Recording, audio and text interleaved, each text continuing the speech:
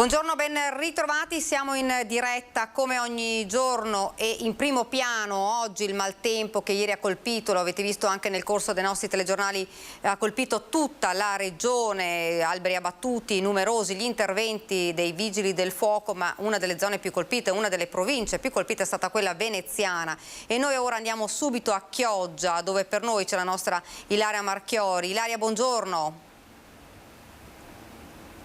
Sì, buongiorno Daniela, buongiorno ai nostri telespettatori. Appunto, come hai detto tu, ci troviamo a Chioggia. Come vedete il cielo alle mie spalle non promette benissimo, però in realtà sembra che la situazione odierna dovrebbe essere buona e non dare sorprese, così come lo è stata la notte. È stata una notte tranquilla, al contrario magari di come ci si poteva aspettare dopo quanto accaduto ieri, e quindi sia la città di Chioggia che la provincia di Venezia si è potuta svegliare, diciamo, con uno sguardo, con il naso all'insù, più positivo sicuramente di quello di ieri. Ricordiamo che il nubifragio che ha colpito il veneziano e anche la città di Venezia aveva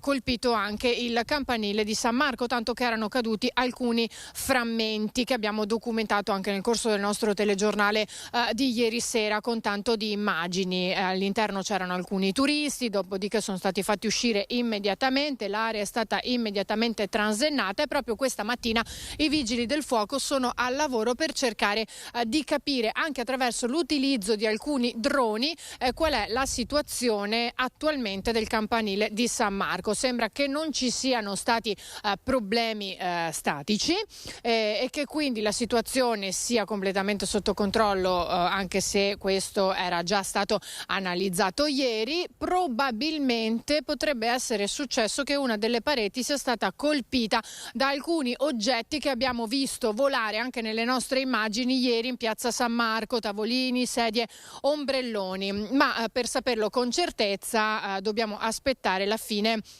degli studi e delle ricerche che stanno facendo i vigili del fuoco al lavoro da questa mattina. In ogni caso, nell'edizione serale del nostro telegiornale avremo tutti gli aggiornamenti e probabilmente ci sentiremo anche col vice sindaco di Venezia, che proprio questa mattina è andato a effettuare un sopralluogo sul posto. Ma ora insieme a me c'è il sindaco di Chioggia, Mauro Armelao. Benvenuto sindaco, che proprio ieri ha avuto una giornata decisamente impegnativa, tanto che lei durante il nubifragio e ovviamente nelle ore successive è andato in sopralluogo in tutte le zone che sono state toccate qui a Chioggia. Sì, buongiorno a tutti. Sì, purtroppo anche Chioggia è stata pesantemente colpita da questo nubifragio. Raffiche di vento improvvise oltre 100 km orari hanno messo a dura prova la città. A farne le spese maggiormente purtroppo sono stati i balneari, che stavano veramente vivendo dopo 2 anni di agonia una stagione strepitosa, bellissima, e purtroppo questi danneggiamenti sicuramente vanno a compromettere un po' la stagione, perché al di là di 2 o 3 giorni persi a causa del maltempo c'è proprio la conta dei danni fatti, ombrelloni sradicati, distrutti.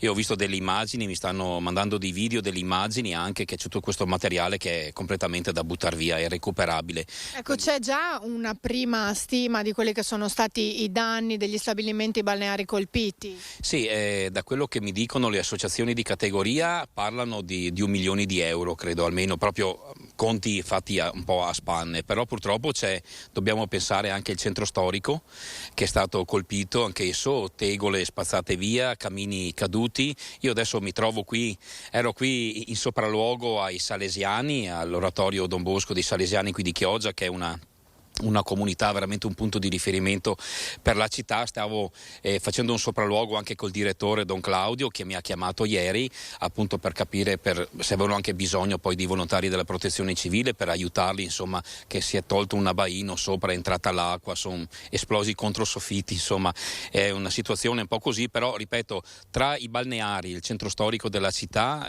credo che superiamo abbondantemente il 1,5 milioni di danni. Ora con con gli uffici tecnici del comune dei lavori pubblici stiamo monitorando anche tutti gli edifici pubblici. A me interessano le scuole, perché fra meno di un mese inizieranno le scuole e voglio sincerarmi che le scuole siano al sicuro, che sia tutto funzionante, e stiamo quantificando i danni anche noi, perché abbiamo subito dei danni in qualche edificio comunale dove ci sono i servizi sociali, esempio. Poi si sono staccate anche parti di intonaco che con il vento a raso portava via proprio l'intonaco che magari era già sollevato per colpa dell'umidità, diciamo, di risalita, però qualche danno ce l'abbiamo anche noi. E sono stato... Carmelao, scusi se sì. la interrompo, poi continuiamo dopo, perché Sì. visto che ci ha detto dove ci troviamo, appunto al centro Salesiani Don Bosco qui a Chioggia, appunto io mi sposto un attimo, anzi lo faccio, eccoci qui, siamo appunto insieme a Don Claudio Parolin, che ci può dire, buongiorno Don Claudio, che cosa è successo qui al centro dei Salesiani. Nel frattempo possiamo sfruttare anche il nostro Simone Merlo, che ci può far vedere proprio i danni qui sul soffitto. Sì. Allora, fondamentalmente è arrivata questi 5-10 minuti di raffiche di vento fortissimo, ha sradicato in modo particolare i danni più ingenti sono nel livello di un abbaino che è stato proprio... Ecco che lo stiamo proprio vedendo adesso con le immagini. Sì, da sotto è un po' difficile vedere i danni, ma è stato proprio sventrato, l'acqua è entrata all'interno della casa facendo scoppiare i controsoffitti di camere, alcuni uffici dell'oratorio e riempiendo proprio d'acqua tutto.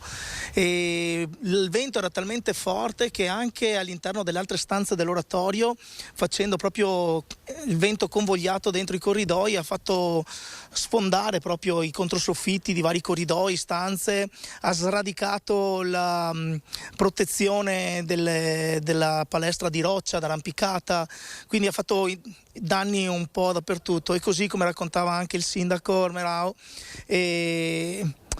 il vento ha tolto via sicuramente anche pezzi di muro lì dove poteva grattare via, che era un po' imbombato, quindi sì, ecco, ma i danni più grossi sono quelli all'interno proprio delle stanze, dove avevamo anche un po' di ospitalità, che sono inutili, inagibili, proprio si è proprio rovinato anche tutto il parquet, si è tutto Sarà un mal da fare adesso per risistemare tutto. Allora, grazie a tante persone che sono venute a darci una mano, diciamo che il grosso l'abbiamo messo almeno in ordine. Lì ci saranno lavori un po' lunghi e un po' onerosi, un po' alla volta cercheremo di mettere in ordine. Sicuramente i danni sono grossi, ecco, per noi che siamo un po' un piccolo oratorio, sicuramente con tanta gente, ma con risorse economiche un po' così, ecco, di provvidenza, rimettere in ordine sarà un pochino impegnativo.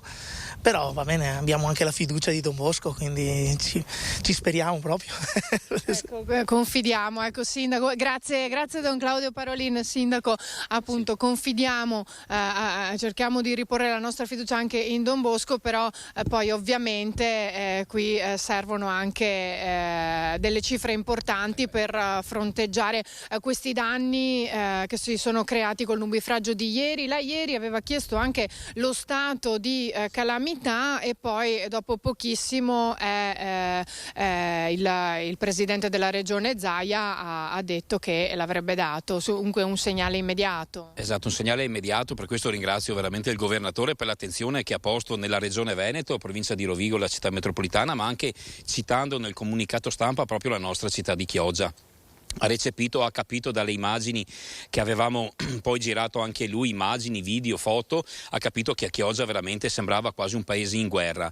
Ecco, quello che ci tenevo a dire prima, che siamo stati fortunati, probabilmente Don Bosco ha protetto la città di Chioggia, perché sono andato per ben 2 volte al pronto soccorso a sincerarmi che non ci fossero feriti.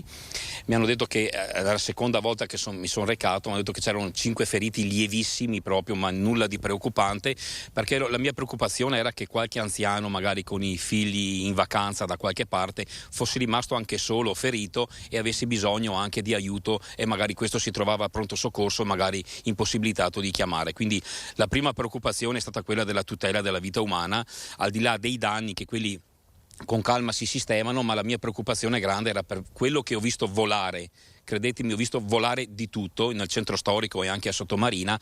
Mi sono solo preoccupato delle persone, della vita umana, insomma, di bambini e di anziani. Infatti abbiamo visto volare davvero di tutto, ieri l'abbiamo visto a Venezia in piazza San Marco, l'abbiamo visto negli stabilimenti balneari del litorale. Ricordiamo che purtroppo un 17enne a Bibbione è stato anche colpito da una tavola da surf che stava proprio volando e poi è stato ricoverato all'ospedale di Portogruaro, non in condizioni gravissime, ma ha preso delle belle botte alla testa e a una gamba. E dicevamo appunto gli stabilimenti balneari colpiti da Jesolo a Eraclea, il lido di Venezia, alberi caduti, ne abbiamo viste davvero tante ieri pomeriggio, tutto tra l'altro in pochi minuti, perché si è trattato di un quarto d'ora, 20 minuti che però hanno segnato non poco e hanno creato ingenti danni. Fortunatamente, come diceva lei, sindaco, non ci sono state particolari situazioni di pericolo proprio per le persone che potevano essere rimaste coinvolte. Da Chioggia è tutto, se non ci sono altre domande, Daniela, io ringrazio il sindaco, ringrazio Don Claudio Parolin e restituisco la linea allo studio.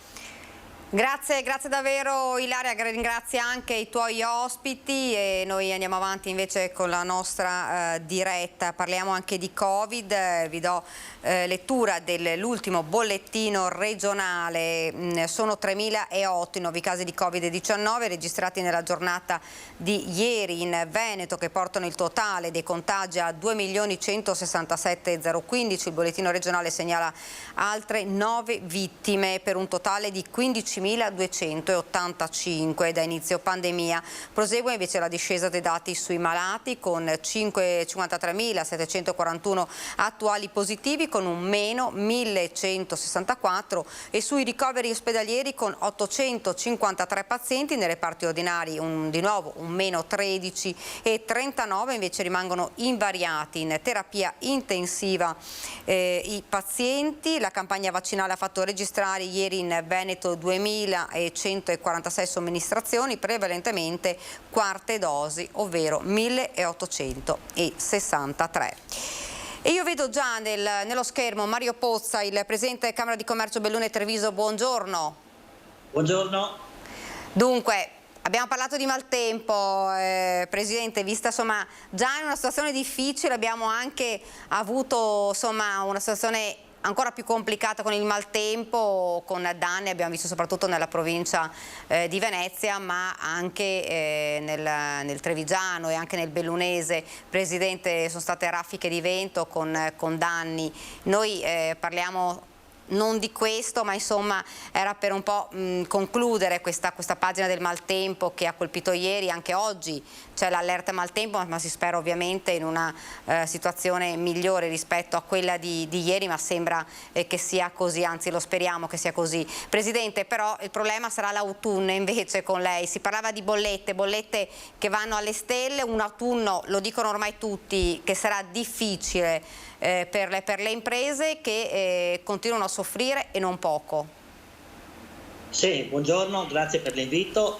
Innanzitutto la mia solidarietà e la mia vicinanza a tutti quegli imprenditori che hanno avuto problemi dal maltempo di ieri, che poi ha preso da Chioggia fino a Bibbione, quindi tutta la nostra costa, compresa Venezia. Ulteriore tegola già su una situazione difficile dal punto di vista finanziario per far quadrare i bilanci delle nostre aziende, perché dal grande al piccolo purtroppo il costo dell'energia e del gas sta mettendo in crisi un sistema produttivo.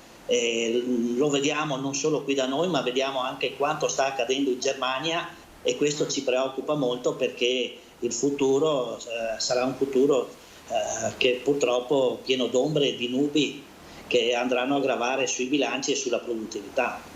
Ecco Presidente, siamo in piena campagna elettorale, però insomma i cittadini dicono insomma noi abbiamo bisogno di risposte, abbiamo bisogno di risposte concrete. Che cosa si aspetta dal nuovo governo? Ci aspettiamo meno promesse, e se ci sono delle promesse, degli impegni che siano presi e rispettati, perché nel mondo dell'impresa c'è bisogno di certezza, ma anche nelle nostre famiglie hanno bisogno di certezza, perché il caro bollette non va a gravare solo alle imprese ma anche alle famiglie, quindi il potenziale di spesa delle famiglie viene molto molto ridotto, perché queste risorse dovranno essere date a pagare la bolletta del gas, la bolletta della luce e la benzina, il gasolio, e questo molto preoccupa. Quindi io mi aspetto che chi andrà a governare si renda conto che la situazione per le famiglie sarà una situazione difficilissima, per le imprese ancora di più, soprattutto in un paese come il nostro dove noi dipendiamo molto dalle importazioni. Quindi un'accelerazione per quello che riguarda la riflessione tra virgolette che è in atto, se sfruttare o no ad esempio il mare Adriatico qua davanti, i giacimenti che ci sono di metano, o star lì a guardare alla finestra che continui la Croazia, no? A sfruttarlo e poi che ci arrivi magari tramite la Total che sfrutta i pozzi in Italia, e questo è un elemento. E l'altra cosa che mi auguro da questo governo sono che ci siano sempre dei provvedimenti però meno burocratici, perché la burocrazia in qualsiasi provvedimento è incombente e ha dei costi e ritarda. Lo vediamo su tutti i campi, dalle infrastrutture, lo vediamo dai provvedimenti di aiuto anche alle famiglie, dai bonus e quant'altro. Ecco, abbiamo visto che insomma c'è stata una lieve discesa dei prezzi del carburante, ma la paura degli imprenditori, ma degli stessi cittadini, sono le bollette dell'autunno, perché arriveranno ovviamente le bollette dell'energia, le bollette, insomma, l'aria condizionata che questi giorni era stata obbligata, accesa, per cui visto il gran caldo, e c'è davvero la paura non solo fra gli imprenditori ma anche fra i cittadini. Sì, guarda, ho qui alcune bollette di alcune aziende, ad esempio un'azienda del settore plastica nel maggio dell'anno scorso pagava 15.358 euro, quest'anno stesso mese 24.316, quindi una bolletta di 14.300 euro in più, che non è cosa di poco conto, non è cosa di poco conto. Un'azienda, ad esempio, ho avuto più esempi, nella lavorazione del legno sul gas, da 1.151 euro a 4.600 euro, quindi 3.500 euro in più circa. Un'altra azienda piccolina, un'impresa artigiana, una carrozzeria per l'esattezza, energia da 550 euro a 850 euro, sono 350 euro in più al mese circa. Quindi preoccupa sì, perché dopo c'è gas, come dicevo, e c'è anche la corrente elettrica.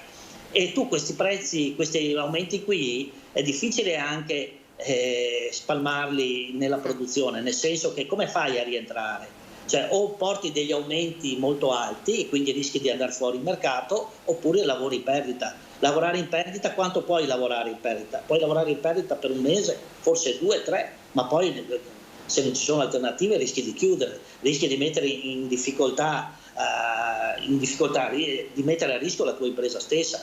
E quindi qui ci vuole effettivamente un provvedimento che dia una mano, come sta facendo adesso anche la Germania. Ho visto che abbassa l'IVA nonostante la Comunità Europea dica di no, ma perché il sistema produttivo è a rischio. E guardate, la Germania, che è il nostro mercato più grande su tutti gli aspetti, guardate, la Germania dal punto di vista turistico, dal punto di vista del manifatturiero, è il nostro primo cliente, tra virgolette. Se rallenta la macchina tedesca, noi saremo veramente nei casini. Scusatemi questo termine, ma giusto per farvi capire quanta preoccupazione c'è. Ecco, Presidente, a livello provinciale, sia a Belluno ma sia nella Marca, quante aziende davvero sono a rischio per quello che sta accadendo? Ma sono tutte a rischio, perché dal piccolo al grande l'aumento è per tutti. La pasticceria che si trova con la bolletta di 3.000 euro in più di corrente elettrica, quante pastine in più deve vendere? Cioè non riesce a colmare a far quadrare i bilanci. Lo stesso la grande impresa, poi noi abbiamo tante imprese che sono contoterziste, che quindi dopo fanno fatica a essere competitivi con chi ti commissiona l'ordine, perché poi sappiamo, cioè, tu hai un contratto, lo devi rispettare, se non lo rispetti paghi penale oppure quando ti va bene perdi la commessa, ma così non si risolve il problema. Qui rischiamo veramente grosso, e questo non ci preoccupa molto, perché abbiamo tante imprese in Veneto ci sono 550.000 imprese circa, e sono tutte a rischio, come lo è tutto il sistema produttivo. Senta, lei parlava di avere insomma meno burocrazia, questo era uno dei temi, è uno dei cavalli insomma un po' di tutti i partiti, di tutte le coalizioni, ed è questa una delle cose che bisogna fare immediatamente. Sì, in campagna elettorale è un cavallo, no? E dopo la campagna elettorale diventa un asino, nel senso che purtroppo sappiamo la macchina burocratica in termini, giusto per rendere ai nostri telespettatori, l'apparato è quello che frena anche a volte la decisione politica, o per un motivo e per l'altro. Noi sappiamo quanto incide la burocrazia, ma quanto incidono anche i burocrati, tra virgolette, nell'applicazione o nel semplificare le leggi. E quindi governi sia di centrodestra che di centrosinistra, di unità nazionale, non hanno dato grandi esempi. Ci sono stati dei tentativi, però non si è mai arrivati, cioè si è partiti ma si è molto rallentata la strada per sburocratizzare questo paese. Anche il cuneo fiscale. Uno dei problemi, ad esempio, anche su Cortina, sulle infrastrutture, è dato da cosa? Dalla burocrazia, certo. Autorizzazioni, permessi e quant'altro. Anche il cuneo fiscale è un altro dei cavalli di battaglia. Anche il cuneo fiscale è un altro cavallo di battaglia. Da quanto tempo è che si sente parlare di cuneo fiscale? Certo.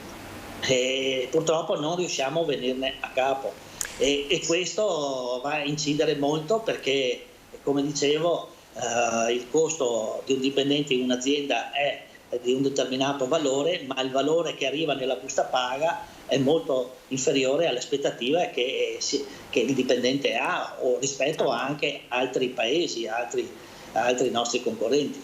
Ecco, Presidente, un'ultima domanda. Ci saranno le elezioni, si spera che ci sia il nuovo governo, chiederete immediatamente un incontro? Ma l'attività continua quotidianamente, insomma, con l'amministrazione sia a livello locale, regionale che nazionale. Indubbiamente si rallenta, ma la porta è sempre aperta al dialogo, al confronto e ai suggerimenti che noi possiamo dare come albero di trasmissione che riceviamo dal mondo dell'impresa, dal mondo delle associazioni, ai nostri referenti che sono il Ministero dello Sviluppo Economico e il Ministero dell'Economia e Finanza, quale ente pubblico però economico. Presidente, la ringrazio, grazie davvero. Grazie a voi, buona giornata. Grazie, buon lavoro, grazie Presidente. Noi andiamo avanti e parliamo di un caso che sta facendo davvero discutere e non poco, perché riguarda un coro proprio di sdegno ed è il racconto di un 35enne medico di colore che ha denunciato di aver subito una pesante aggressione verbale razzista mentre era in turno in ospedale. Se riusciamo a vedere sicuramente una vicenda che farà discutere. Una denuncia è già pronta sul tavolo. Andy Nganso, 35enne medico camerunense residente a Caorle e in servizio al punto di primo intervento di Lignano Sabbiadoro, non ha voluto attendere. Troppa la rabbia, troppo il disgusto. Per lui, dal 2006 in un'Italia dove ha coronato il sogno della laurea in medicina e già in passato protagonista di denunce contro il razzismo subito da lui e da altri connazionali, quelle parole feroci sono state l'ennesima pugnalata. 17 agosto, in piena notte, un 60enne che riporta affari e ferite dopo una lite in stato di alterazione si rivolge così al 35enne dopo aver già apostrofato con insulti un'infermiera. Ciao negro, ciao. Negro bastardo schifoso, ciao. Preferivo 2 costole rotto in più piuttosto che un negro dottore. Bestemmie e insulti si susseguono senza sosta di fronte al medico che, vista la situazione, racconta di aver chiamato le forze e l'ordine e nel frattempo registra quelle parole che poi pubblicherà sui social. Croce Rossa Lignano, i negri all'arrembaggio. Certo, una laurea da voi costa che $500, pezzente. Con tutte le sfide un dottor negro, mamma mia. Non toccarmi, che non mi attacchi malattie. Voglio poter condividere, scrive il 35enne nel post di denuncia, che la necessità di farlo non è legata al desiderio di una giustizia unicamente personale, ma è l'esigenza di manifestare un atto di resistenza a un odio e un razzismo che non solo esistono in questo paese, ma che si fanno forti quando la prossimità di un appuntamento elettorale suggerisce che certe posizioni saranno tutelate. Il razzismo, conclude, è nell'aria, lo respiriamo quotidianamente in ogni luogo della nostra società. Una notizia che arriva dalla provincia di Treviso ed esattamente a Conegliano. Denunciato il furto avvenuto presumibilmente nei giorni a cavallo di Ferragosto in danno ad un asilo nido appunto di Conegliano, dove ignoti, dopo aver forzato una porta laterale, si sono introdotti all'interno della struttura in via Masaccio della città del Cima, impossessandosi di alcune decine di euro in contanti, di alcune cartucce per stampanti. Indagini sono in corso da parte dei carabinieri di Conegliano.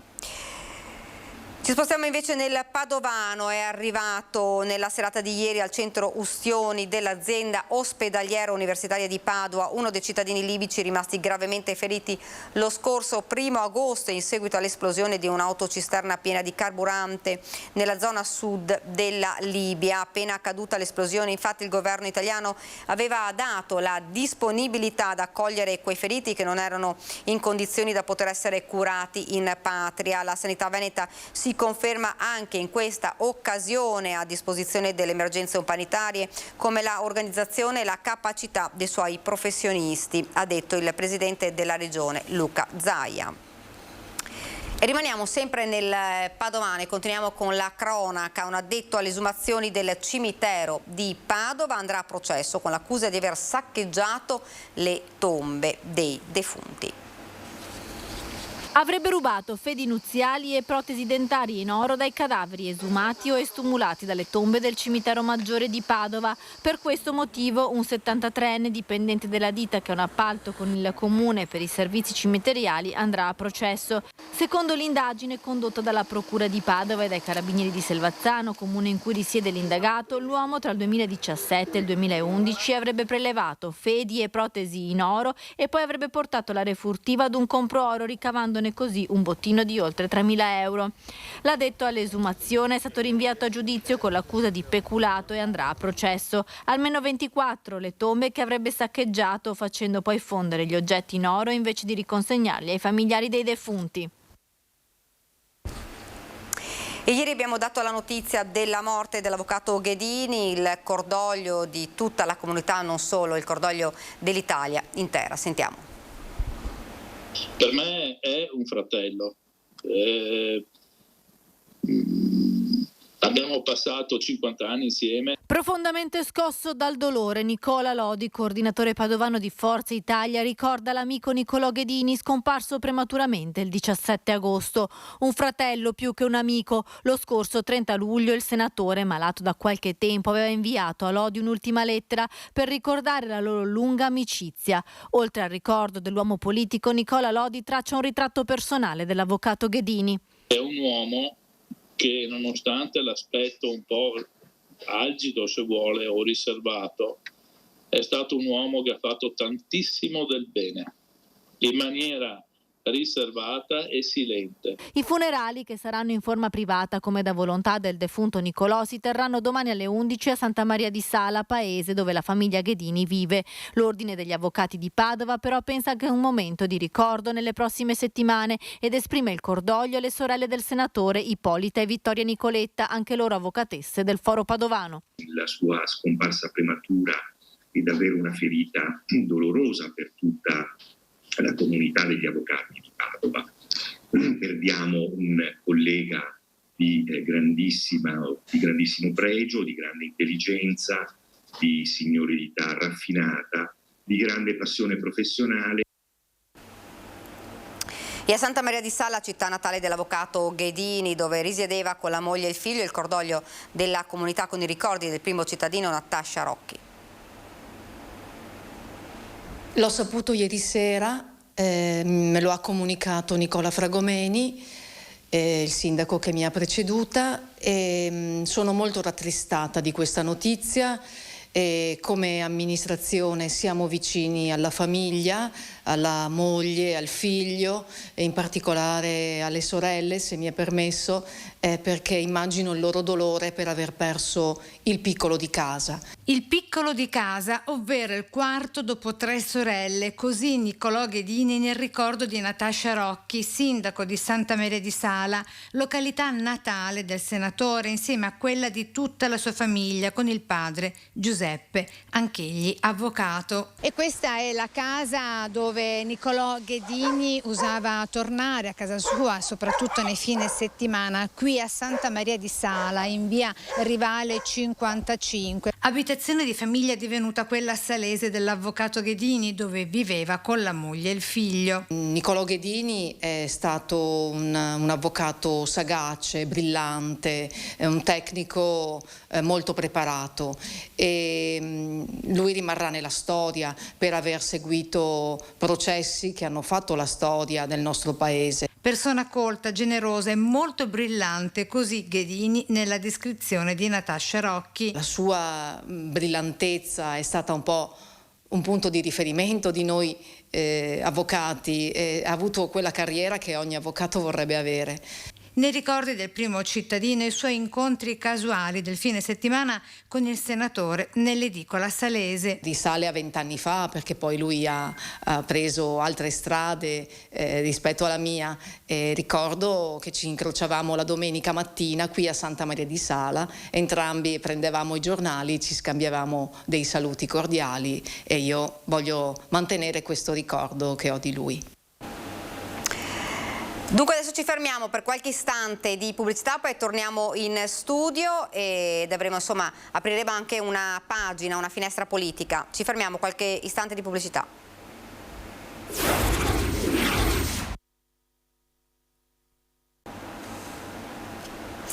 Siamo tornati in studio, andiamo subito a Padova, dove un barista della centralissima piazza delle Erbe è stato minacciato da un gruppo di sbandati. Ma ce ne parla la nostra Valentina Vesitin, che la vedo già sullo schermo. Valentina, buongiorno.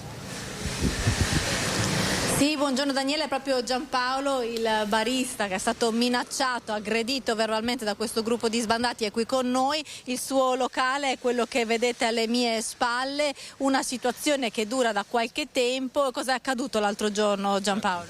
Ecco, mercoledì, che era il 17, proprio in pieno giorno, verso le mezzogiorno e mezzo, sono stato aggredito da 2 persone, sempre dello stesso gruppo che le forze dell'ordine ben conoscono, e sono entrati nel locale e hanno minacciato, hanno messo le mani addosso, quindi abbiamo già fatto le denunce alle forze dell'ordine per quello che è successo.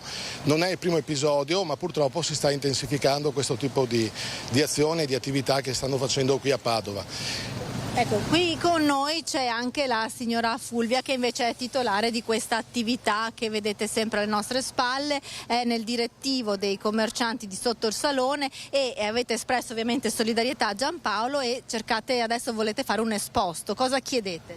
Sì, noi abbiamo gli stessi problemi da tanto tempo nello stesso luogo. Noi chiediamo che ci sia un presidio delle forze dell'ordine nelle vicinanze. Chiamiamo le forze dell'ordine noi 1-2 volte al giorno, perché i signori che erano soltanto così, erano più miti in passato, sono diventati anche molto aggressivi. Avete un po' di timore visto quello che è accaduto a... Non è facile, noi abbiamo delle attività in cui lavorano da noi, siamo quasi tutte donne, direi tutte donne. Chiudiamo la sera, è pericoloso. Noi fino adesso abbiamo convissuto chiedendo a queste persone di lasciarci in pace, di lasciarci lavorare. Adesso è difficile perché ti aggrediscono appena provi a parlare, quindi noi abbiamo bisogno che qualcuno ci dia una mano. Ecco Daniela, questa è la storia, come vedi siamo nella centralissima piazza delle Erbe di Padova e torneremo su questo argomento per vedere come andranno le cose. Da Padova è tutto, restituisco la linea allo studio. Grazie davvero Valentina, grazie anche ai tuoi ospiti, ovviamente fatti come questi che vanno condannati, poi ne parleremo proprio con gli ospiti. Intanto vi presento subito l'ospite e li vedo già sullo schermo, intanto vi presento l'ospite che ho qua in studio, Marina Liprandi di Fratelli d'Italia, buongiorno. Buongiorno a voi, grazie dell'invito. Poi dovrei avere, eccolo qua, Stefano Pelloni, Partito Democratico, buongiorno. Buongiorno a tutti. Buongiorno, grazie per aver accettato l'invito. E poi non so se abbiamo ancora, eccolo qui, Alain Luciani della Lega, buongiorno. Buongiorno a tutti. E dovrebbe collegarsi con noi anche Cristina Guarda, che spero si collega, eccola qui, la vedo, buongiorno, sì, ci sono. di Europa Verde, buongiorno.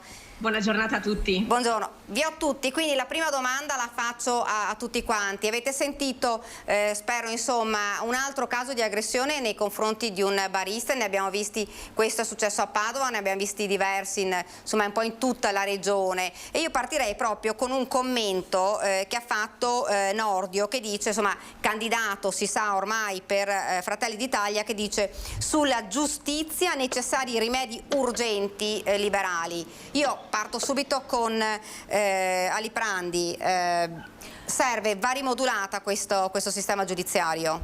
Certamente, il dottor Nordio è un'eccellenza nella magistratura italiana ed è un onore per noi averlo come candidato di Fratelli d'Italia. Naturalmente la certezza della pena, il rispetto, la mia libertà è tale finché non lede la libertà dell'altro. Ma figuriamoci, una persona che legittimamente conduce la propria attività commerciale, che viene minacciato, aggredito, ma penso anche alle devastazioni che vengono fatte ai locali, ai muri, questi ragazzi, questi writer che sporcano la proprietà privata, senza rendersi conto che io vorrei andassero a casa loro a sporcare, a deturpare quello al quale ci tengono di più. Come reagirebbero?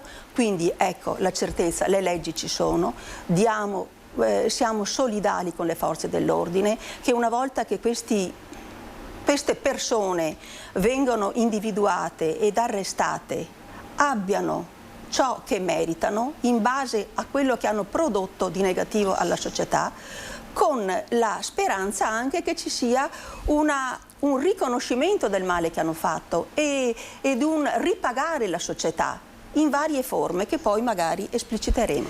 Certo. Stefano Pelloni, e fra l'altro c'è stato anche un altro episodio che vorrei citare, che è quello di Conegliano, se non sbaglio ieri o l'altro ieri, dove le forze dell'ordine insomma sono state costrette ad accerchiare una persona che era andata assolutamente in escandescenze, una persona pericolosa, 2 carabinieri sono finiti in ospedale, i commercianti che si sono dovuti barricare nei negozi. Insomma, situazioni come queste insomma, vanno punite, vanno condannate, anche perché i commercianti dicono già siamo in difficoltà e se non troviamo insomma una soluzione davvero non si lavora più. Pelloni. No, ma la mia solidarietà verso le forze dell'ordine, chiaramente, che sono state vittime di questa aggressione, e la mia solidarietà anche a questi commercianti, perché c'è stato un interessante sondaggio di Confcommercio qualche settimana fa che parlava della provincia di Treviso e che diceva che più del 50% dei commercianti della provincia si sentono insicuri, e questo dato era ancora maggiore nei grandi centri e in primis nel capoluogo, insomma, quindi a Treviso, nel centro storico. E questo è un tema evidente che richiederà provvedimenti anche di natura di ordine pubblico. È evidente che c'è una percezione di insicurezza forte, soprattutto nel capoluogo, questo è chiaro. Ci sono molteplici episodi di aggressioni. Ha detto bene, se vogliamo, la Liprandi prima, le leggi ci sono, vanno fatte rispettare. Io penso che da questo punto di vista sia necessario forse la certezza della pena, come è stato detto, ma non solo, mettere in condizione i tribunali perché rendano certa questa pena, nel senso che oggi i tribunali sono intasati, lavorarci è un disastro. Non c'è personale, non ci sono dagli amministrativi ai giudici stessi, e quindi su questo è chiaro che necessitiamo di un intervento. Poi permettetemi di dire che c'è tutto un altro aspetto che è quello che forse per alcuni tipi di aggressioni, io non voglio giustificare, però dobbiamo capire anche la natura del problema, sociologica del problema. Forse su alcuni tipi di aggressioni, di manifestazioni, di insofferenza, si può anche provare a prevenire. È chiaro che sono misure di lungo termine, non possono rispondere a un'emergenza oggi, però è sicuramente un investimento che facciamo anche per ridurre dei costi che ci saranno in un futuro, e su questo la prevenzione, gli interventi per ridurre le marginalità, per favorire l'integrazione, per aiutare anche il sostegno psicologico a determinate categorie e persone, penso che sia importante. Ecco, quindi non è solo una questione di repressione di fenomeni criminali, giustissima, ma è anche una questione di comprensione del fenomeno e provare a risolverlo partendo da una sua natura. Insomma, non può, dobbiamo studiare di più, dobbiamo metterci nelle mani di persone che capiscono. Io prendo solo atto che, ad esempio, nella provincia di Treviso le risorse stanziate per la prevenzione per le dipendenze, soprattutto nei giovani, si sono ridotte moltissimo, e quindi è chiaro che a fronte di un abuso di alcol, abuso di stupefacenti da parte di generazioni più giovani, certo, è chiaro che da questo punto di vista noi dobbiamo andare ad agire non solo in maniera repressiva ma certo, preventiva, e su questo non si sta facendo, ahimè. Ecco, Cristina, guarda, le forze dell'ordine dicono però, insomma, si lavora, si indaga, poi a volte però chi ha commesso un reato esce un po' troppo presto. Questo lo stiamo vedendo ogni giorno, lo dicono anche i commercianti, persone che vengono portate via, dopo 2 giorni le rivedono, insomma, circolare in zona, e questo preoccupa. Sì. E proprio per questo c'è bisogno di una riforma della giustizia, e proprio per questo che è un gran peccato che la politica nazionale non si sia presa questa responsabilità fino ad oggi e non l'abbia portata a termine, con delle conseguenze da un punto di vista pratico che ancora oggi evidentemente viviamo, e questi sono episodi che ci preoccupano notevolmente. Io sono strategicamente rivolta verso una strada, che è quella appunto dell'attività di prevenzione, di implementazione delle forze e delle possibilità delle forze dell'ordine, ma allo stesso tempo in un'attività di educazione civica che deve partire e rendere partecipi non soltanto i più giovani, ma anche i meno giovani, e coinvolgere anche in collaborazione i comuni e le comunità italiane con le comunità straniere, perché soltanto attraverso questa integrazione, la condivisione di percorsi, la condivisione di obiettivi comuni, allora si può cercare di andare ad intervenire nelle situazioni più difficili. Diceva bene prima il collega del Partito Democratico, c'è una diffusa situazione di sofferenza e di solitudine, di abbandono e anche di poca educazione che si devono andare ad affrontare, e molto spesso è proprio grazie alla presenza territoriale di presidi che aiutano le persone più in difficoltà, a partire dalle necessità di implementazione del servizio psicologico gratuito fino al servizio psichiatrico che in Veneto è in difficoltà. A partire da questi c'è la possibilità di intervenire su quei casi che sono stati anche citati prima, ma senza la possibilità di questi strumenti è ovvio che le forze dell'ordine si ritroveranno a dover intervenire solo a danno fatto, e per questo per me, per noi di Europa Verde, è intollerabile. Ecco, Alain Luciani, questo insomma è uno dei cavalli un po' di battaglia della Lega, quella di insomma rivedere una giustizia che in questo momento dicono in molti ha qualche carenza, ecco. Beh, qualche carenza è già essere gentili. Diciamo che il sistema giudiziario italiano va assolutamente riformato nella sua integrità, cioè del tutto va proprio azzerato e rifatto completamente. E io penso ad esempio come possa essere ancora possibile che 2 agenti, 2 carabinieri vengano feriti per fermare una persona che dà incandescenze. È intollerabile. devono essere tutte le forze dell'ordine dotate, comprese le polizie locali, di taser ad esempio, che ha dimostrato di essere uno strumento che blocca immediatamente l'eventuale aggressore o persona che dà in escandescenze. Dà in escandescenze, però quando c'è il taser si rende conto benissimo di cosa rischia e immediatamente si placca. Quindi anche tutta sta gente che dà in escandescenze in realtà e sa benissimo che la passa, poi magari si fa una giornata di cella e arrivederci e grazie, e questa è la realtà dei fatti. I giudici in realtà oggi stanno applicando la legge, noi non possiamo oggi colpevolizzare i giudici che lascerebbero troppo presto uscire il malintenzionato piuttosto che la certezza della pena. Questo è il nostro sistema giudiziario, o lo riformiamo completamente oppure questa è la situazione, il giudice applica la legge, non fa altro che quello, altrimenti commetterebbe un reato che è maggiore di qualsiasi altra. C'è troppa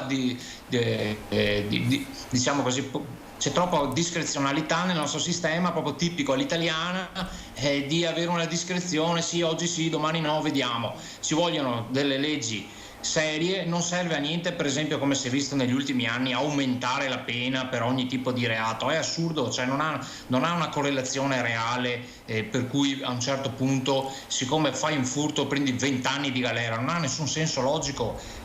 Che devono essere delle pene certe, ma soprattutto anche commisurate al tipo di reato che si fa, sennò poi si corre il rischio veramente, si è visto già in passato, che una persona che ruba un pomodoro va in carcere, quello che invece fa una rapina a mano armata in banca finisce fuori dopo magari alcuni mesi. Ecco, noi dobbiamo riformare totalmente il sistema giudiziario. La certezza della pena, chiaro che deve esserci, ma deve essere anche una pena commisurata. Non ha un senso logico dare alcune pene che vedo che sono, secondo me, ridicole per delle cose che possono essere corrette. Ricordiamoci che il carcere è un sistema correttivo, non esclusivamente punitivo, per cui se noi vogliamo veramente che sia correttivo non possiamo pensare che mettere la gente in galera per anni per cose che sono magari di una sostanza molto molto bassa.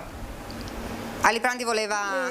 Sì, volevo sottolineare una cosa. Per me la questione non è di derivazione puramente etnica, ma è di condivisione culturale e valoriale.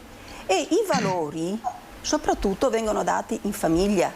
Quindi è la famiglia la prima chiamata in causa, la prima agenzia, come si suol dire, e poi la scuola. Io proporrei per esempio anche a queste baby gang che fanno disastri, che fanno così, e invece di essere sospesi dalla scuola ripaghino quello che hanno deturpato.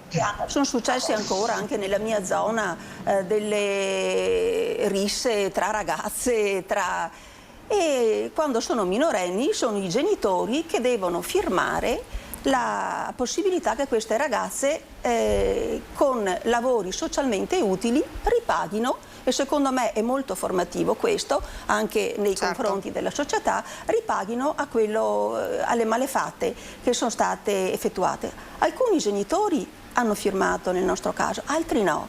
Quindi capite che la famiglia è la questione, secondo me, e quindi non è tanto la derivazione etnica, perché proprio parliamo di integrazione.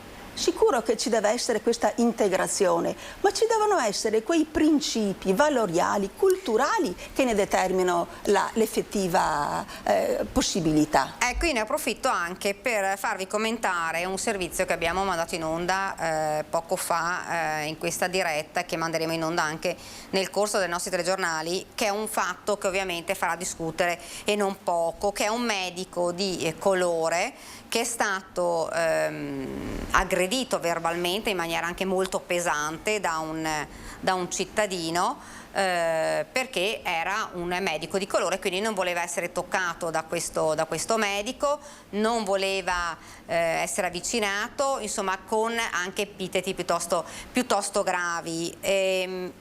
Partirei dalla Guarda su questa vicenda e poi rifaccio il giro con tutti.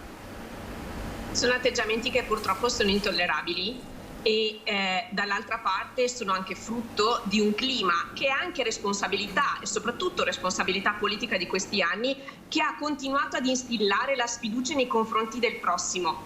E invece di fronte abbiamo una comunità italiana che ormai ha la necessità, e specialmente i giovani questo ce lo insegnano, io stessa ne ho fatta esperienza direttamente fin da piccolina, ormai la nostra comunità è desiderosa ed è chiaramente indirizzata verso una operazione di condivisione delle nostre vite, condivisione delle nostre professionalità, e quindi è nostra responsabilità politica istituzionale andare ad abituare, ad educare la popolazione a non per forza avere pregiudizio, ma a condividere con le persone, specie nel momento in cui c'è di fronte un rappresentante, un professionista che si mette a servizio del prossimo. Io devo essere sincera, probabilmente ho vissuto in un'epoca molto diversa da altri, ho vissuto esperienze di condivisione, di generazione di ponti, di unità tra popolazioni fin da giovanissima, e per me è assolutamente fuori da ogni logica il fatto di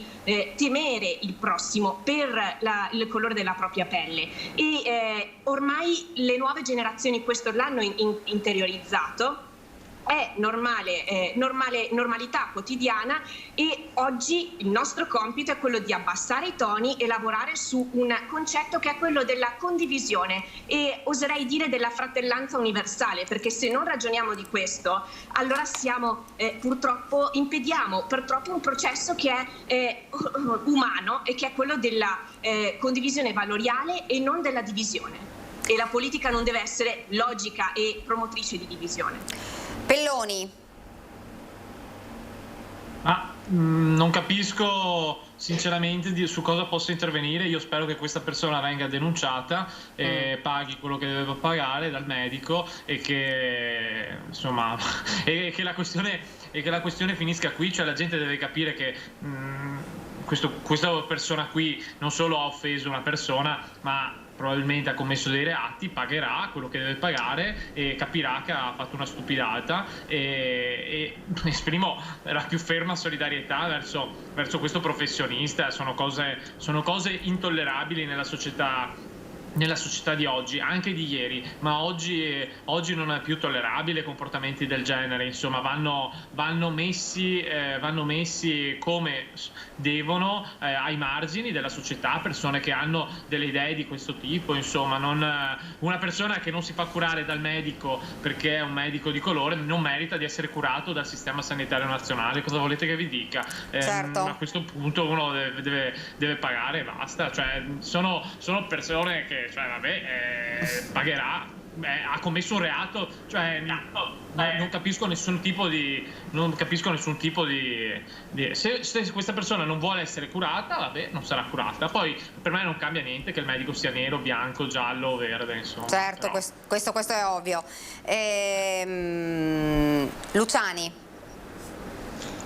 Ma posso dire, secondo me è insufficiente soffermarsi e dire beh, se uno ha sbagliato pagherà, mi perdonerà se mi permetto di contrastare un po' la sua idea, il suo pensiero, perché in realtà, guardate, vi faccio un esempio. La mia dottoressa di famiglia è la dottoressa Cécile Kyenge, che penso che conoscerete tutti. Insomma, è stato ministro, è stata europarlamentare e fa il medico di base proprio nel rione in cui vivo io, nella mia città, Padova, e vi posso garantire che in realtà questa diffidenza, questa paura tra virgolette dello straniero esiste, quindi non possiamo far finta che non esistano questi fenomeni. Certo, quando una persona manifesta un modo così volgare, così vergognoso nei confronti di un professionista, di una persona, qualsiasi essa sia, donna, uomo, cioè in ogni caso, di colore, non di colore, cioè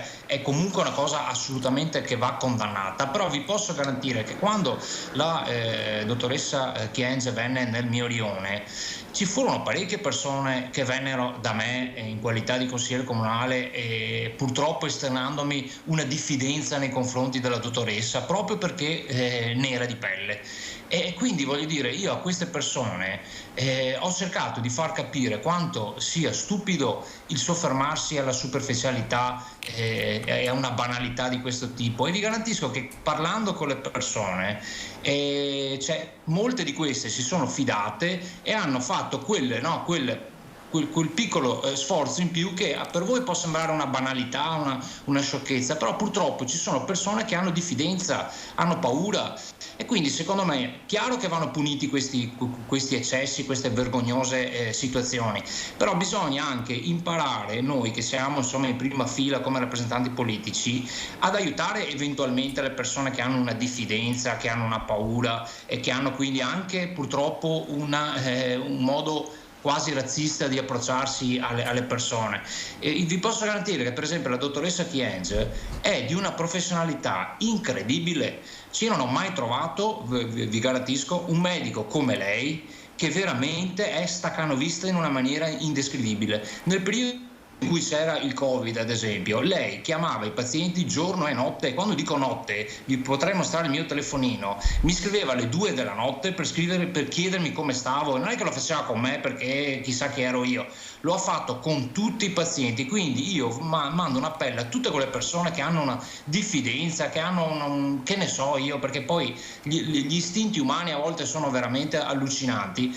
E fidatevi delle persone, guardate la loro professionalità, al loro modo di porvi con voi, e vi posso garantire che molte volte rimarrete sorpresi, perché vi garantisco che sono delle bravissime persone, soprattutto un cittadino straniero che viene ad esempio nel nostro territorio fa tendenzialmente la doppia fatica, proprio perché sa benissimo che ha una certa diffidenza, che riceve una certa diffidenza nei confronti degli altri, e quindi ancora di più si preoccupa e cura le persone. Vi prego, non fermatevi alla superficialità delle cose, andate e verificate chi sono le persone, esclusivamente la persona. Ecco, prima di farle rispondere, Alipandi, volevo leggervi anche una notizia, parlavamo proprio di giustizia e di sicurezza anche, che arriva da Padova. Cerca di chiudere le finestre di casa per il maltempo, i ladri ne approfittano ed entrano in casa legando e rapinando una coppia di anziani. Tra l'altro non è il primo episodio, lo sappiamo benissimo, di aggressioni ai danni proprio degli anziani. L'episodio è avvenuto nella serata di ieri intorno alle 21:30 alla periferia di Padova. Ad agire 4 uomini, probabilmente di età giovane, che hanno agito con il volto mascherato e mostrando quelle che sono sembrate 2 pistole. I malviventi sono entrati dal davanzale sorprendendo l'uomo di 83 anni che stava chiudendo le finestre per paura della pioggia. Assieme a lui si trovava anche in casa la moglie di 79 anni. I rapinatori hanno legato i polsi dell'uomo e lo hanno percosso al volto la donna. Hanno poi sottratto 2 fedi e una catenina. L'anziano ha chiamato il 113, sul posto sono intervenute le volanti della questura. I 2 coniugi sono stati accompagnati dal 118 in ospedale. L'uomo ha riportato lesioni con una prognosi di 20 giorni, mentre la moglie sta ultimando gli accertamenti sanitari. Altro episodio di aggressione, ovviamente, insomma, scusate, ma questo dovevo assolutamente darne notizie immediatamente. Guardi, questa notizia mi fa veramente male, fa venire la pelle d'oca. Io immagino la disperazione, quando si è presi di sorpresa non si sa più come reagire. Questi poveri anziani, io penso magari soli naturalmente, perché certo, è una coppia ancora che si preoccupano di chiudersi dentro, di preservare la loro intimità e la loro sicurezza anche dai danni possibili di eventuali raffiche di vento e così, e che vengano per una catenina, ma al di là del valore, certo, veramente è incontenibile il dolore che veramente ho provato sentendo questa notizia. E riguardo il discorso di prima, l'intolleranza, il razzismo, non solo queste generazioni, ma da sempre li abbiamo condannati. È impensabile, perché una persona che rispetta le leggi, che viene qui a servizio a lavorare come un medico deontologicamente mette la sua professionalità al servizio degli altri, come dovrebbero essere tutte le professioni poi, senza distinzione, ma un medico che salva la vita, che cura, non ci sono parole veramente, se non grande solidarietà con queste persone. Ma facciamo anche un passo indietro. Adesso ci troviamo che abbiamo bisogno di medici per una scellerata, una miope visione di previsioni, perché sappiamo bene, la politica è previsione, è coordinamento, quindi si sapeva da quando c'è il numero chiuso con questi quiz, io direi, dopo il primo anno, se uno non ha fatto gli esami, non è in regola, allora si prendono dei provvedimenti, ma non tout court così, il numero chiuso l'abbiamo sempre detestato. E poi soprattutto anche la mancanza dei medici di base. Cerchiamo il medico di base, il medico condotto di una volta, che veniva con la valigetta anche di notte, io li ricordo, e esprimono tutta quella condivisione, quella appartenenza alla comunità che non deve essere persa. Io penso che i ragazzi che frequentano gli anni di medicina dovrebbero affiancare anche i medici di base, in modo che si innamorassero, che capissero il rapporto umano che ci deve essere, non solo per la cura della malattia, ma per la comprensione, la cura della persona nella sua totalità. Certo. Perché quando c'è questo rapporto umano, c'è questa empatia e questa sicurezza tra paziente e medico, beh, siamo già, non dico sulla via della guarigione, perché nessuno ha la panacea, però il sentirsi capito e il sentirsi ascoltato per me è molto importante, oltre naturalmente la professionalità sulla quale non si transige. E un'altra cosa, come donna, e quando io, lasciatemi questo inciso, quando io sento parlare, io non vado dal ginecologo, vado dalla ginecologa. Ma un medico è medico. Lo vogliamo capire che si deve guardare la professionalità. Ecco, questo è un inciso da donna, certo, che mi sento di dire. Perché allora l'avvocato donna, l'avvocato, per me non deve esserci né la gentilezza, deve esserci la gentilezza per carità, ma la professionalità in tutti i campi, in tutte le sedi. Ecco, scusatemi questo inciso, ma me lo sono sentita di dirlo. Ovviamente poi di questo fatto gravissimo che è accaduto a Padova, dove come vi ho detto sono stati aggrediti due anziani da 4, quindi da una banda di malviventi. Ovviamente ne parleremo nel corso dei nostri telegiornali a partire anche dalle 18:30 con il Veneto. Un'altra, non so se qualcuno vuole dire qualcosa, ma insomma è un fatto talmente grave, stiamo parlando proprio di sicurezza e di giustizia, e poi purtroppo però questi sono fatti che dobbiamo raccontare e che fanno male, proprio perché colpiscono fra l'altro anche persone che sono indifese assolutamente. Quindi io vorrei però chiedervi anche un commento su un'altra notizia che è venuta fuori in questo momento, che è successa a Torino, però insomma riguarda Tina Anselmi. Una svastica è stata tracciata con uno spray di vernice nera su una lapide intitolata a Torino. A Tina Anselmi, partigiana e prima donna, lo ricordiamo, ad avere ricoperto la carica di ministro nella Repubblica Italiana. Pelloni. Sì, ho letto la notizia e mi ha davvero schifato e preoccupato. Purtroppo è questo il clima che c'è nel paese. C'è un riemergere di un'estrema destra che certamente preoccupa per tutto quello a cui rimanda. Insomma, il nostro paese ha una Costituzione che è nata dalla resistenza, dallo sforzo di persone come Tina Anselmi, dal sacrificio di tanti giovani, e a vedere adesso questi atti che non è solo una questione di ordine pubblico oppure di graffiti o di imbratto, ma è proprio una questione politica questa, insomma. Ma devo dire che se oggi Giorgia Meloni, che non è evidentemente la mandante, la responsabile di questo, e nessuno del suo partito, però se oggi Giorgia Meloni ha nel simbolo elettorale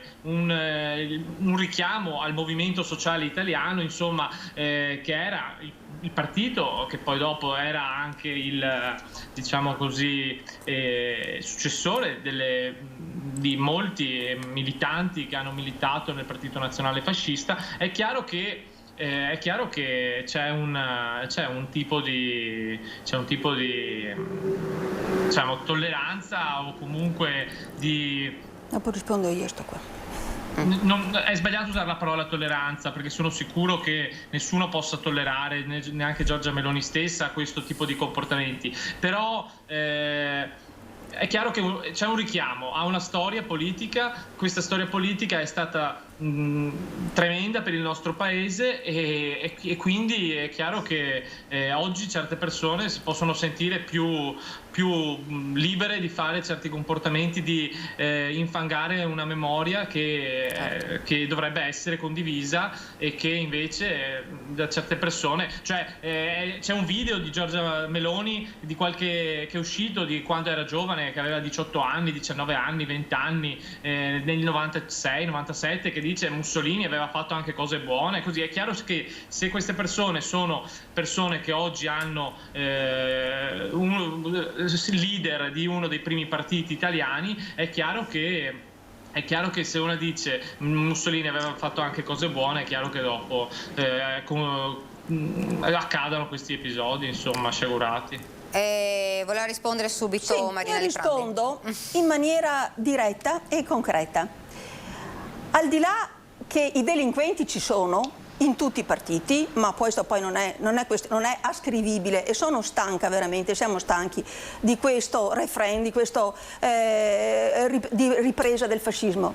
Io sono consigliere capogruppo nel comune di Oderzo e 3-4 mesi fa presentai una mozione contro ogni forma di totalitarismo, contro il comunismo, contro il fascismo, contro lo stalinismo, e dissi, eravamo ancora in lockdown, quindi non eravamo in webinar, ai miei dirimpettai PD, diciamo così perché non si sono presentati con il simbolo, che chi ha commesso un delitto, che avesse la camicia rossa o la camicia nera, è un delinquente.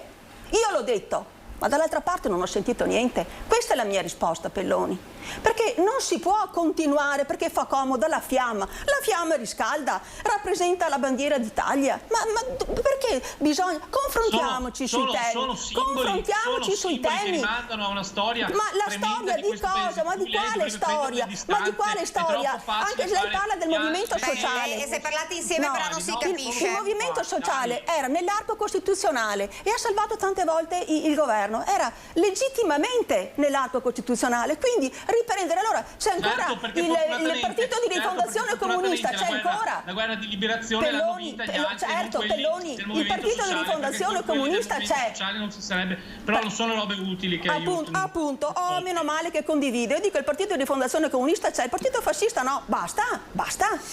Confrontiamoci sui temi veri, quelli importanti, che il buon senso, Pelloni, il buon senso è quello che io chiedo a tutte le forze politiche. Elena Donazzan è assessore all'istruzione e qualche mese fa cantava Faccetta Nera in radio, è assessore regionale del suo partito, quindi non venite a farci la morale su queste cose.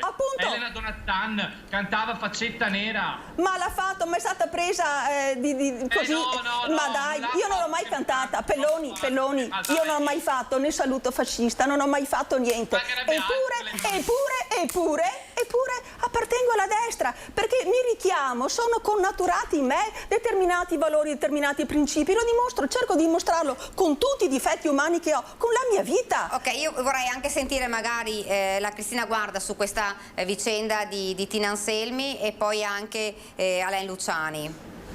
Oltre al fatto che questi momenti dovrebbero farci parlare dei buoni esempi di politici qualitativi, appunto come Tina Anselmi, che ricordo che è fautrice di una delle più grandi riforme che ci consente oggi di andare in ospedale e di ricevere assistenza sanitaria, dall'altra parte c'è bisogno anche di coerenza, perché a me fa molto piacere di sapere che anche partiti come Lega e Fratelli d'Italia si distanziano dalle posizioni passate di conflitto nei confronti delle persone non italiane, di conflitto nei confronti delle persone che chiedono l'antifascismo all'interno delle istituzioni, il rispetto dell'antifascismo.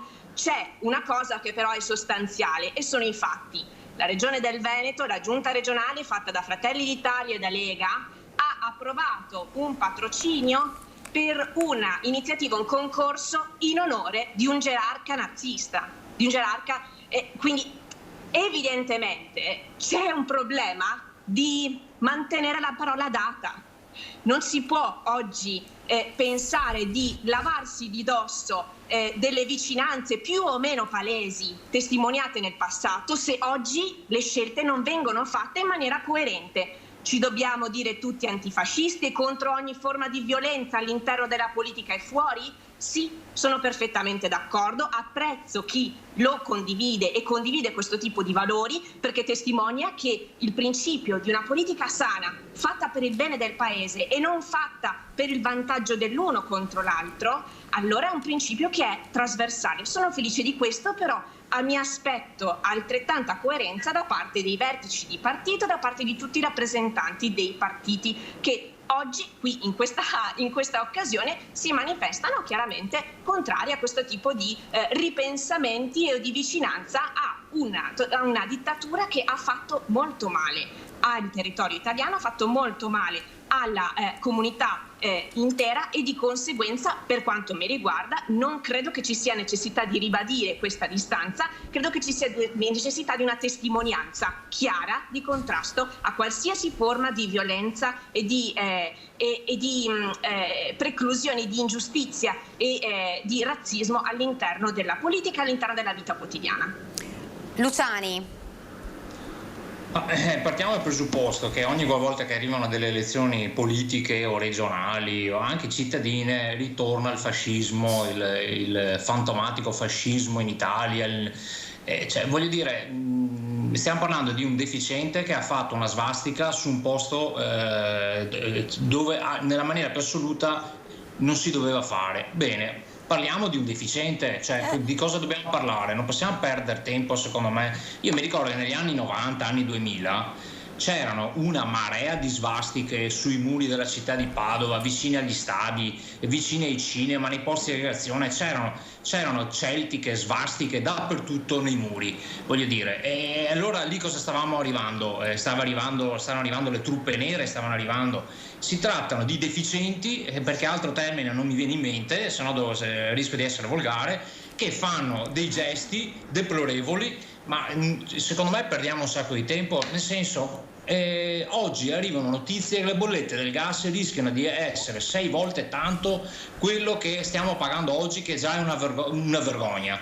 Cioè noi stiamo andando verso un'elezione nazionale senza spiegare agli elettori cosa ha intenzione di fare il PD qualora vincesse e cosa ha intenzione di fare il centrodestra qualora vincesse.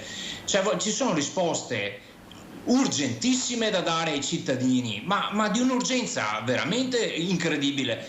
Se andate a fare la spesa vi rendete conto che oggi i beni di prima necessità stanno già aumentando del 30-40%, lasciamo stare la benzina perché uno dice vabbè vado in bicicletta, chi può ed è vicino al lavoro, ma voglio dire siamo sul baratro di una crisi clamorosa. Noi ci soffermiamo sul deficiente che fa una svastica, io spero che lo beccano, che ci sia stata una telecamera e che questo qua paghi le conseguenze, ma non perdiamo secondo me ulteriore tempo su robe che sono sciocche e assurde. Cioè, non c'è nessun rischio di fascismo, nessun rischio di nazismo. Il nazismo purtroppo sembra che in realtà ci sia in un paese a cui stiamo addirittura dando un sacco di armi, per cui stiamo attenti, voglio dire, cioè il nazismo e il fascismo sono morti e sepolti. Ci saranno i nostalgici, come ci sono i nostalgici per ogni cosa, perché ci sono i nostalgici anche dei film degli anni 60, no? Cioè voglio dire, di cosa stiamo parlando? Parliamo di una fetta di cittadini che sarà lo 0,01.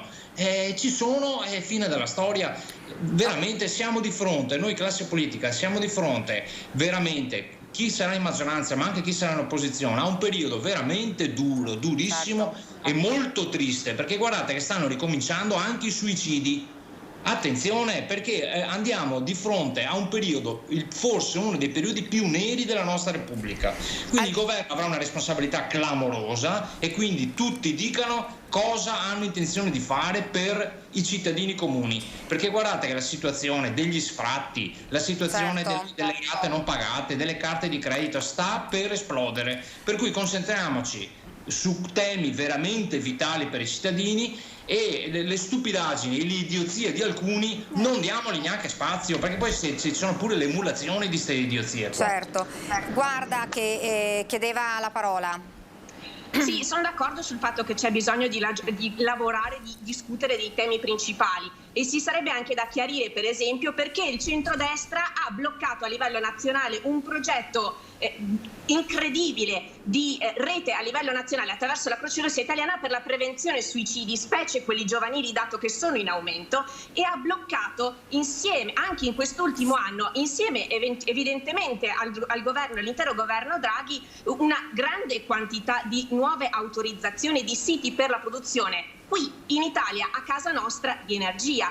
Ma stante questo, se è un deficiente, come ha dichiarato prima chi mi ha preceduto, la persona che ha fatto questo atto, è evidente che non può essere sottovalutato il problema, perché allo stesso modo potrebbero essere deficienti i rappresentanti istituzionali che all'interno della Giunta Veneta hanno sottovalutato un patrocinio e quindi il sostegno della Regione per un evento dedicato a un gerarca fascista, per cui non sono morti e sepolti. E mi dispiace che io debba ribadirlo, perché ci sono dei valori che dobbiamo condividere, i valori che hanno costruito la Costituzione, che da destra e sinistra tutti quanti si impegnano a difendere, perché è preziosa, perché è un libro che non deve essere toccato, eccetera, e nel frattempo però all'interno delle istituzioni si mandano messaggi che sono assolutamente dannosi. Quindi attenzione a sottovalutare il problema, lavoriamo per condurre a una conoscenza dei rischi di ogni totalitarismo e dei rischi del fascismo, specie appunto relativamente alla storia italiana,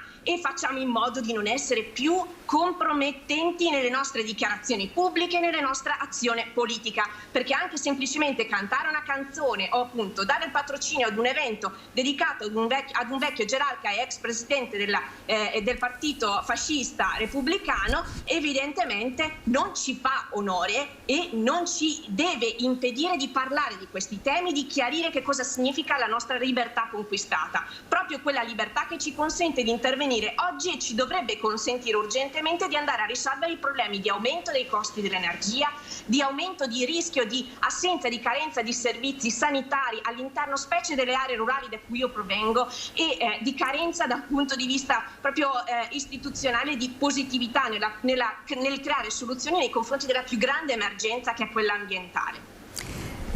Libertà.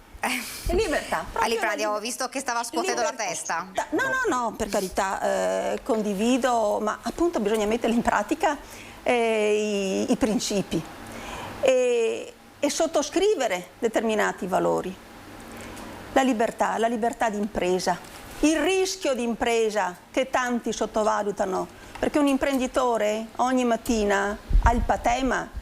Io ricordo alcuni, parlavate di suicidi, ma non solo di ragazzi, perché adesso per il lockdown, per questo, ma tutti l'abbiamo passato il lockdown, tutti abbiamo avuto problemi, tanti imprenditori non hanno più riaperto, tanti imprenditori non sanno cosa dare da mangiare. Io sono costantemente, faccio volontariato da 40 anni, per me ecco, la politica è volontariato politico.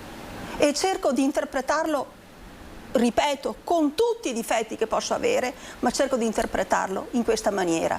Io non sono la ragazzina, la suffragetta che si è iscritta ad un partito. Io mi sono iscritta ad Alleanza Nazionale quando avevo 42-43 anni, quando i miei 3 figli erano cresciuti, perché per quanto io potessi fare a livello di volontariato, se non hai lo strumento per poter incidere, non puoi fare niente. Ecco che allora Paolo VI diceva che la politica è la forma più alta di carità, e su questo dobbiamo investire, giovani, anziani, coloro che hanno passato decenni e hanno attraversato questo secolo, perché tutti i valori, tutte le nostre, come posso dire, le esperienze che abbiamo fatto, positive e negative, ci hanno maturato. Io vorrei che anche i ragazzi imparassero questo, che dalle difficoltà, noi siamo venuti fuori dal dopoguerra praticamente, quando c'era, è vero, avevamo un sogno. Tanti di noi sono riusciti a realizzare questo sogno. Adesso i ragazzi si vedono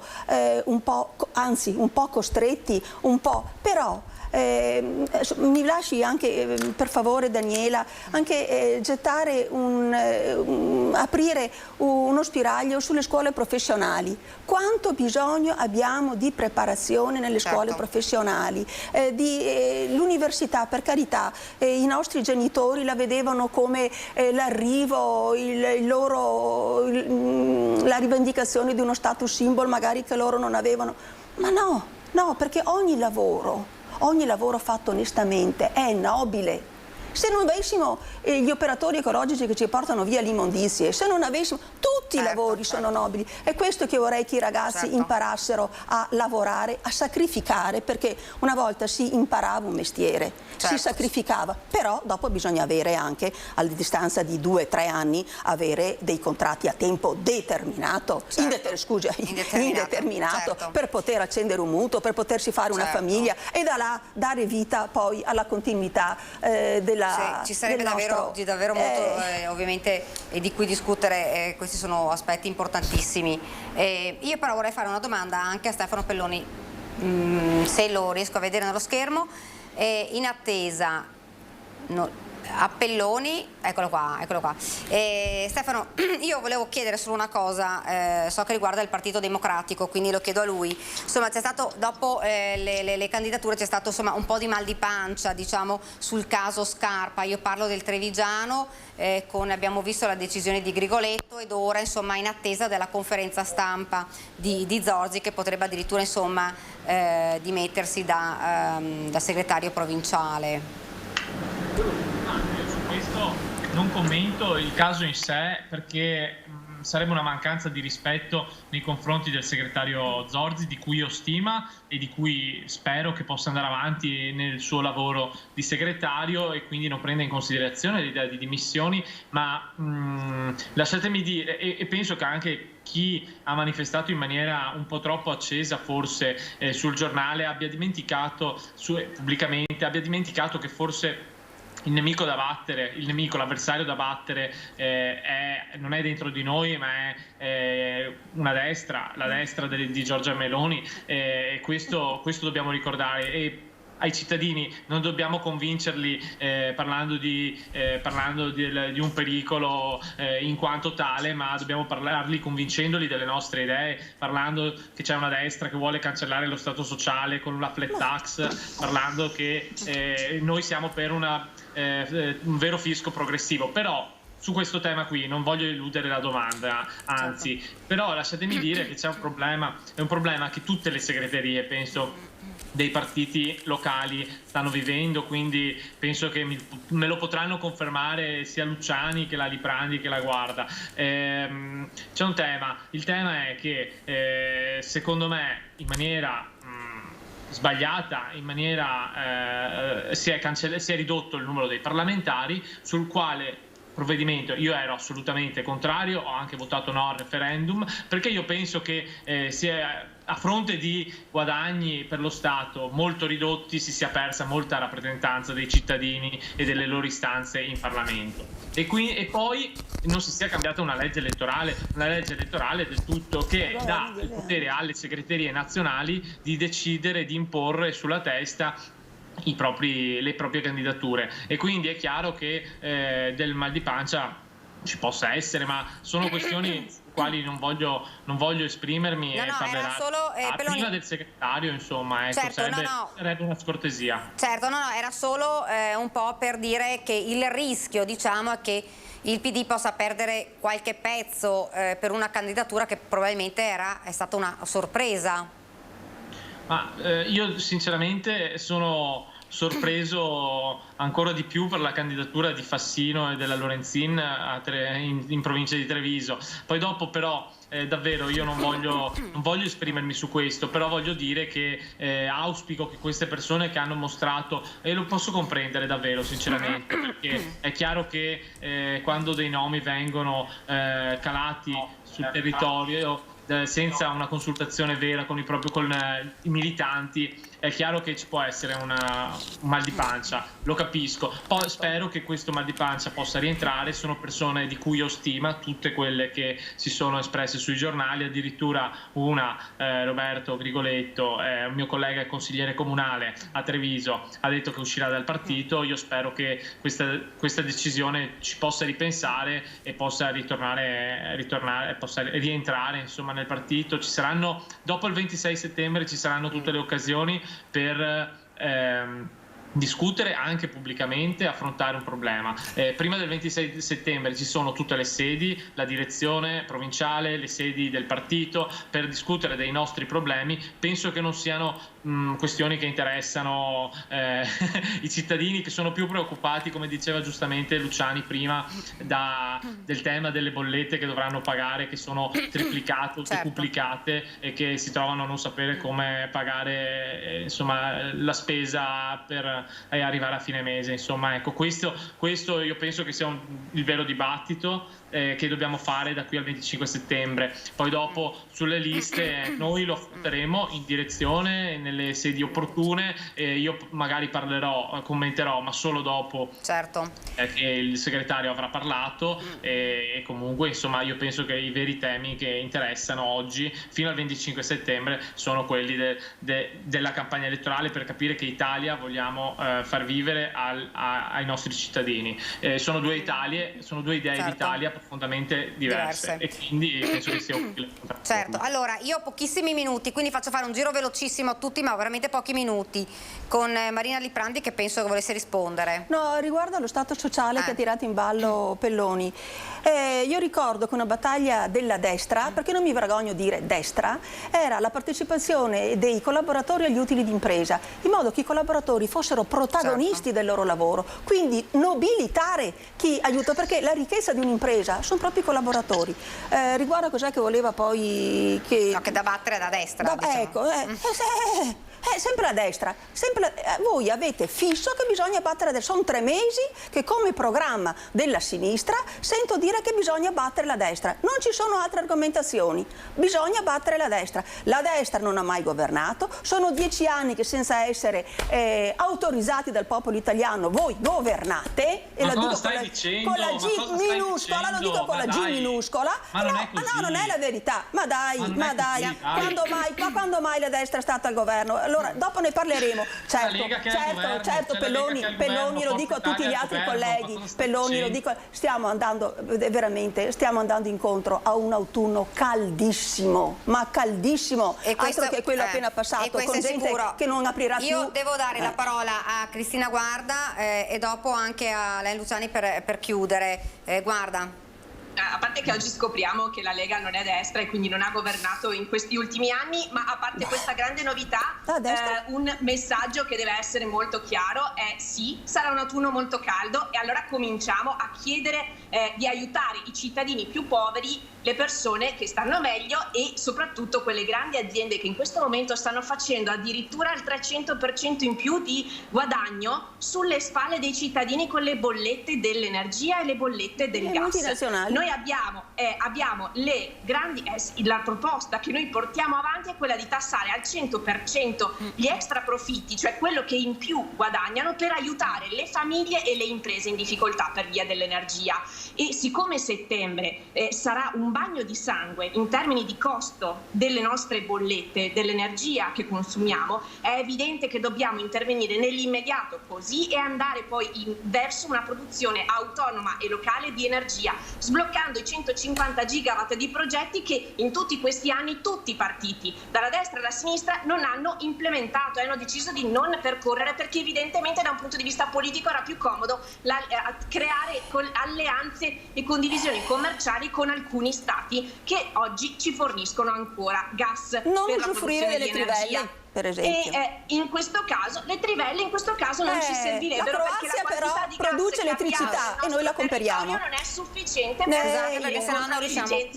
Tanto che si esporta anche una parte di questo gas, invece di tagliare le bollette degli italiani, invece si va a vendere il gas all'estero, sovraccaricando gli italiani, per cui sono tutti concetti che sono assolutamente dannosi. Per quanto mi riguarda, Europa Verde, che è l'unico partito che in questo momento sta proponendo un programma ecologista vero per risolvere le conseguenze che le imprese stanno pagando a causa del cambiamento climatico e dell'aumento delle temperature, parlo da agricoltrice in primis, allora c'è la necessità di andare verso questa direzione per aiutare e ad abbassare i costi, ma allo stesso tempo per ridurre quello che è l'impatto dei prossimi anni, perché il momento è caldo e non soltanto da un punto di vista politico ed economico. Grazie a lei Luciani, proprio un minuto.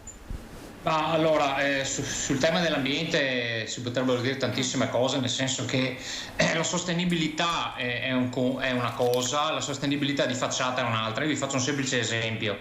La scatolina di carta che noi compriamo, dove dentro ci troviamo la frutta, pensiamo sia sostenibile perché c'è l'involucro di carta, no? Che noi poi andiamo e ricicliamo regolarmente. In realtà, rispetto all'involucro di plastica, è molto meno sostenibile, perché per produrla ci vuole molta più acqua e molta più energia.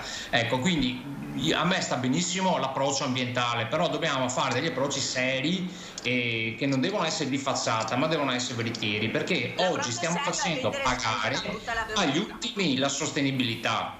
La stiamo facendo pagare agli ultimi la sostenibilità, cioè oggi la stanno pagando gli operai, la stanno pagando le classi sociali più basse. E questo è il problema. Quindi concordo in parte quando ci dice l'esponente di Più Europa che dobbiamo tassare coloro che oggi stanno producendo e stanno avendo degli utili vergognosamente alti, perché io penso per esempio ai colossi del web, Amazon e tanti, questi non pagano un becco di un quattrino di tasse, adesso ferramenta di paese che chiude perché ha un'oscenità di F24 che arrivano tutti i giorni. Allora, una web tax seria, pesante, pesantissima, e questi sono tra i primi maggiori inquinatori del nostro paese, perché tutti gli involucri, no, che arrivano di carta, quelli inquinano l'ira di Dio, quelli occupano i nostri voglio dire, sistemi di smaltimento dei rifiuti in maniera pesantissima. Cerchiamo di ritrovare un riequilibrio anche sulla tassazione. Voglio dire, è possibile che le transazioni finanziarie abbiano una tassazione così bassa e solo in Italia è così bassa? Ecco, ci sono dei punti dove si può effettivamente chiedere qualcosa in più a quelli che stanno guadagnando delle cifre vergognose e cercare di dare una mano alle famiglie. Questo sì, io penso di essere d'accordissimo. Ecco, scusate, siamo arrivati proprio al termine. Io lo ringrazio davvero, perché si sono capite insomma le opinioni ovviamente diverse, anche su alcune in realtà non tantissimo, però devo ringraziarvi perché siamo arrivati proprio al termine. Ringrazio davvero Marina Liprandi per essere stata con noi, Cristina Guarda, Stefano Pelloni e a lei Luciani. Grazie a voi per essere stati con noi, grazie. Previsioni del tempo e pubblicità. Ci vediamo domani.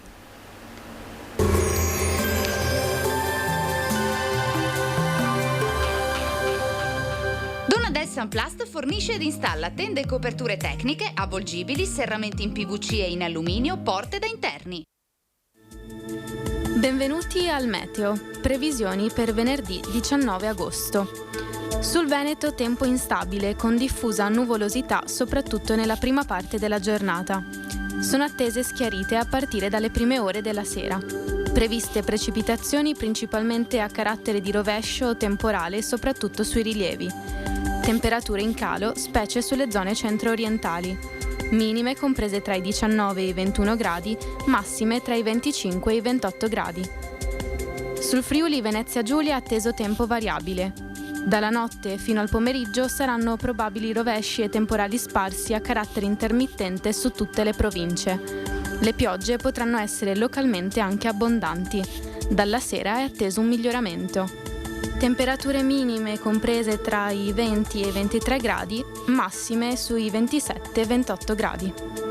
Sul Trentino Alto Adige tempo instabile al mattino, con la possibilità di rovesci anche temporaleschi. Per il pomeriggio è atteso un graduale miglioramento. Temperature sui 21 gradi, massime tra i 25 e i 26 gradi. Dal meteo di Antenna 3 è tutto, arrivederci.